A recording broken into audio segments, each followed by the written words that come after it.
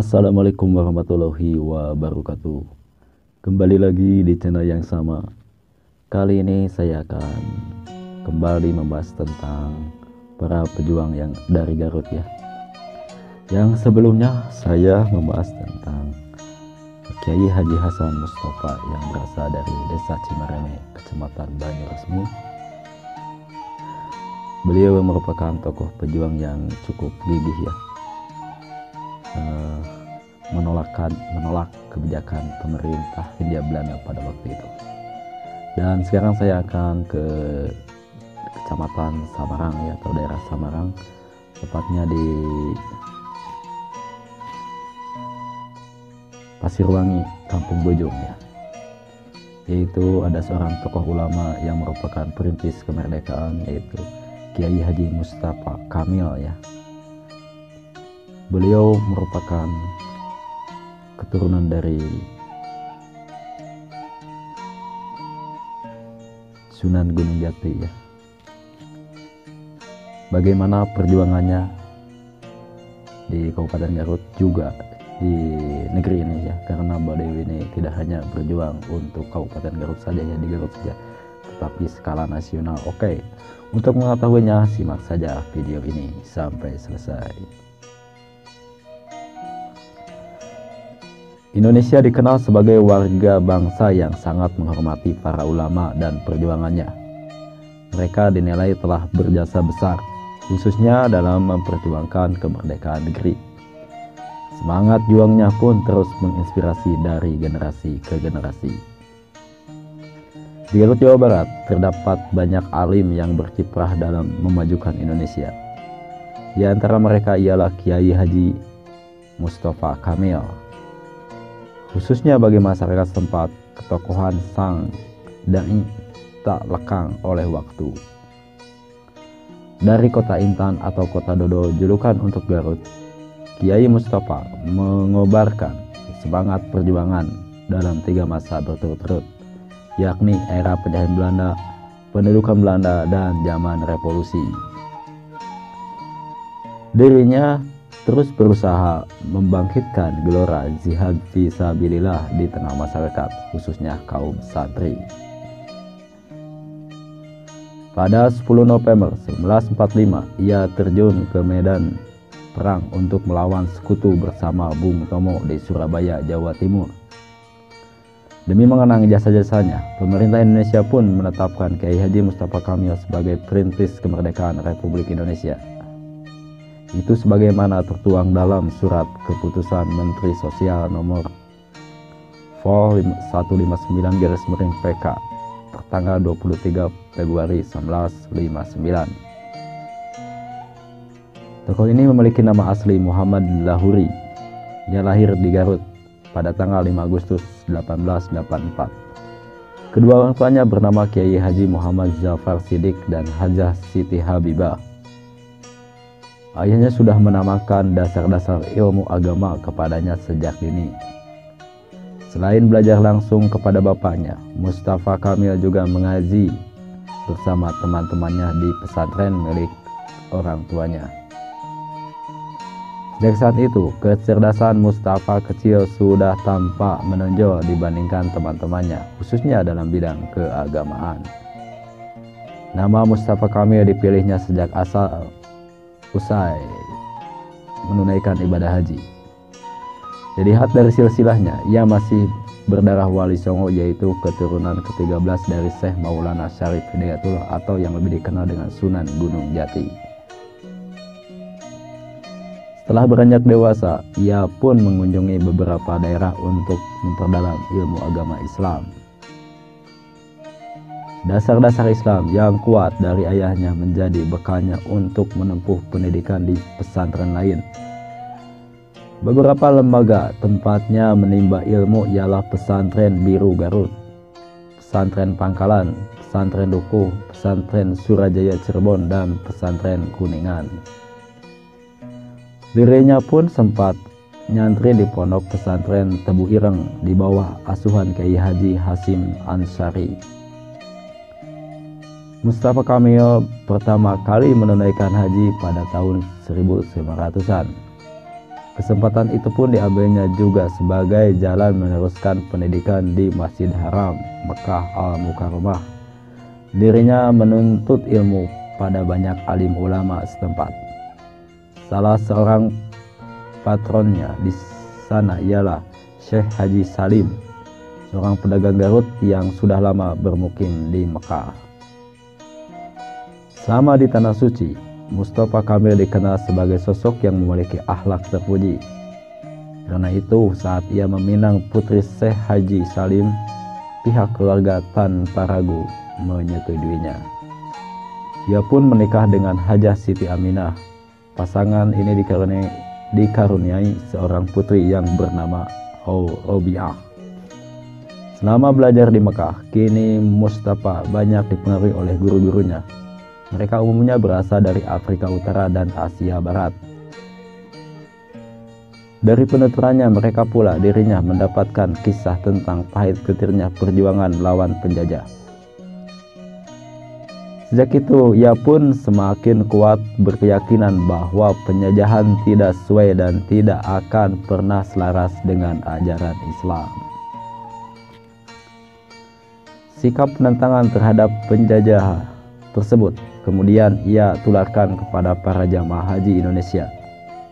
Hampir setiap tahun ia berorasi di depan para jamaah haji Indonesia dan menegaskan bahwa penjajahan di muka bumi Indonesia harus dihapuskan karena tidak sesuai dengan ajaran Islam.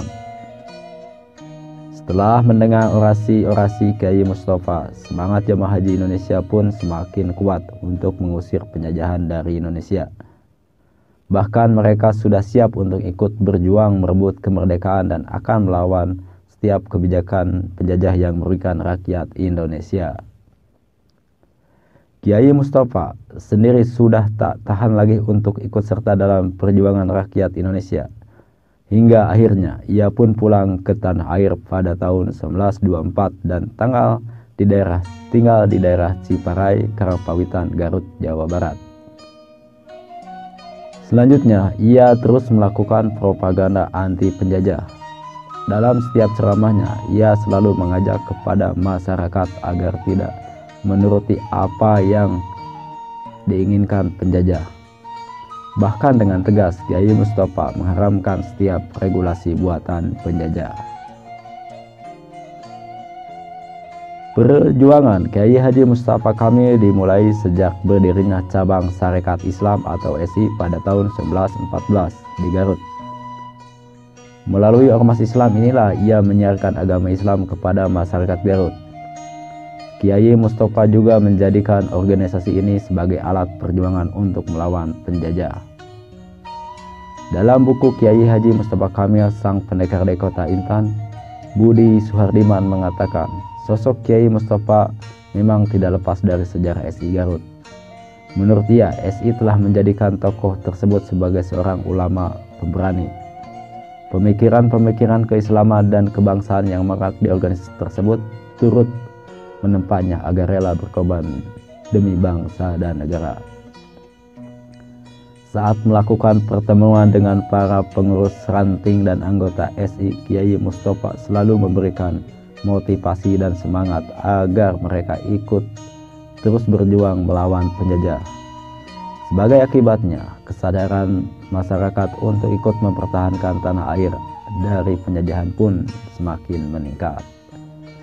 Selain rajin berdakwah ke daerah-daerah, Kiai Mustafa juga berperan sebagai guru agama di madrasah milik Sarekat Islam. Salah satunya adalah Madrasah Al-Islamiyah di Kampung Lio, Garut. Di madrasah inilah ia membekali generasi muda dengan ilmu agama Islam. Kiai Mustafa terlibat dalam kepengurusan Sarekat Islam dari tahun 1916 sampai 1940. Melalui SI, ia bersama pengikutnya selalu menentang setiap kebijakan yang dibuat Belanda. Dengan sikap yang tegas dan keras itu, ia pun harus keluar masuk penjara sebanyak 14 kali. Karena itu, Bung Karno menjuluki Kiai Mustafa Kamil sebagai Kiai Jerajak. Sebab seringnya sang alim masuk keluar penjara pada zaman kolonial. Hal ini disampaikan sang penyambung lidah rakyat kepada orang wartawati Amerika Serikat Cindy Adams yang juga penulis autobiografinya. Ada di antara pejuang kita yang selalu keluar masuk bui secara tetap. Seorang pemimpin Asa Garut, Kiai Haji Mustafa. Dia sudah masuk 14 kali penjara. Pembesar di sana menamakan sebagai pengacau, kata Bung Karno, sebagaimana dilaporkan Cindy. Tentu cap pengacau itu dalam perspektif kolonial, namun bagi Bung Karno dan seluruh rakyat Indonesia, mubalik tersebut adalah seorang pejuang sejati. Pemerintah Belanda memang selalu mengawasi dan mencurigai gerak-gerik Kiai Mustafa. Bagaimana kerasnya tekanan dan rezim kolonial, ia merasa lebih baik mati daripada harga diri bangsa Indonesia diinjak-injak para penjajah. Sikapnya ini menunjukkan bahwa dirinya benar-benar seorang ulama pejuang yang gigih dalam merebut kemerdekaan. Bahkan peristiwa Cimareme pada tahun 1911 juga tak terlepas dari peran Kiai Mustafa. Setelah peristiwa yang banyak memakan korban itu, Belanda menangkap para tokoh SI dan tokoh Islam lainnya dengan penyebar fitnah, termasuk Kiai Haji Mustafa Kamil. Saat itu ia dihukum selama 2 tahun dari 1911 sampai dengan 1921. Dalam berdakwah, Kiai Haji Mustafa selalu menunjukkan sikap penentangan terhadap Belanda. Misalnya ketika berkhutbah Jumat, dirinya tidak mau mematuhi aturan pemerintah kolonial yang mengharuskan teks khutbah disampaikan dalam bahasa Arab. Menurutnya bahasa Sunda jauh lebih efektif dan komunikatif, apalagi tidak melanggar syariat ibadah. Maka dari itu, ia selalu menyampaikan khutbah atau ceramah apapun di masjid-masjid dengan bahasa lokal. Pada tahun 1923, akhirnya Kiai Mustafa kembali dijebloskan ke dalam penjara Garut. Hanya sebentar di sana, dirinya lantas dipindahkan ke rumah tahanan Sukamiskin Bandung. Meskipun di dalam penjara, ia tetap menyampaikan diri untuk berdakwah, terutama kepada para tahanan lain. Pada tanggal 10 Maret 1942, Belanda akhirnya menyerahkan kekuasaannya di Nusantara kepada Jepang. Dan ini pun sempat digadang-gadang sebagai saudara tua Indonesia. Nyatanya negeri matahari terbit toh berlaku sebagai penjajah. Menghadapi keadaan tersebut, Kiai Mustafa bersama dengan teman-temannya menyusun strategi baru. Meresponnya, Jepang sempat menawari Kiai Haji Mustafa untuk bekerjasama dalam berbagai hal. Namun ajakan tersebut dengan tegas ditolaknya. Akibatnya ia pun harus kembali menghuni penjara untuk kesekian kalinya pada tahun 1942 sampai tahun 1943.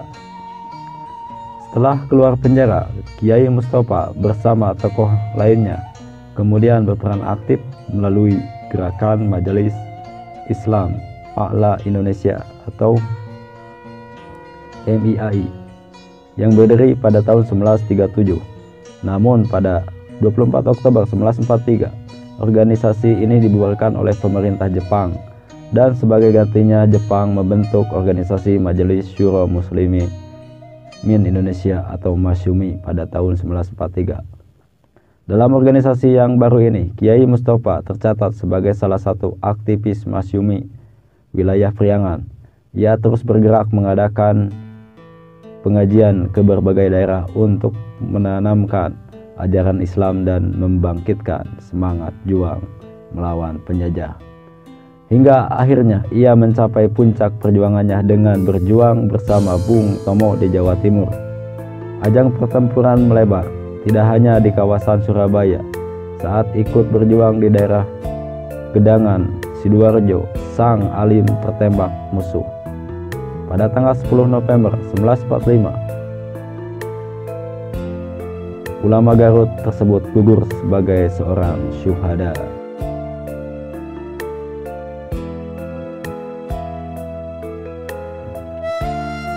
Oke, demikian kisah tentang Kiai Haji Mustafa Kamil.